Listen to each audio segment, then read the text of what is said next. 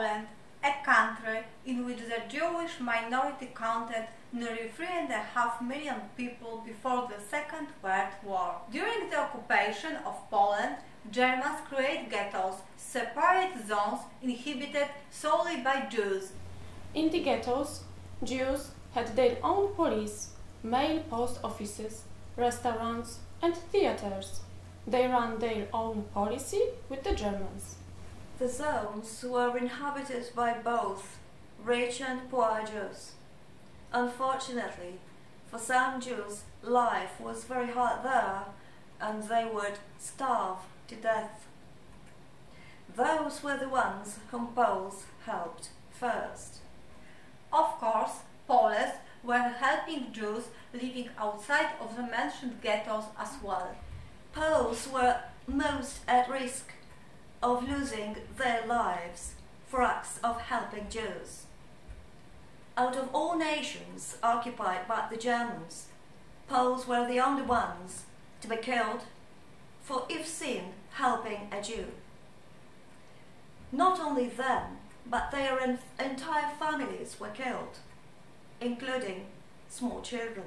At the same time, Jews weren't always seen helping their own brothers and sisters. Just simple line, they had no collaborators among them. Some Jews were even eager to gain benefits from giving up other Jews to the Germans. An example of such Jews would be Abraham Ganzweig, who had a rabbinic diploma and was the leader of the infamous Żagiew organization.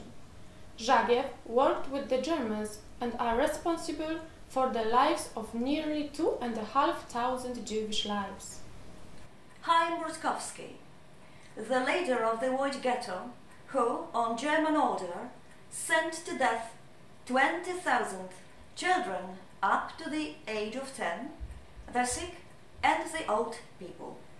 Going on, we could mention Stella Kibler, Jewish woman who gave up more than 1,000 each sold for 200 German marks. Jewish police were brutal, thorough and eager to work with the Germans. Jews led other Jews to death. Jews that lived in Poland and were murdered by Germans were citizens of Poland, not Israel.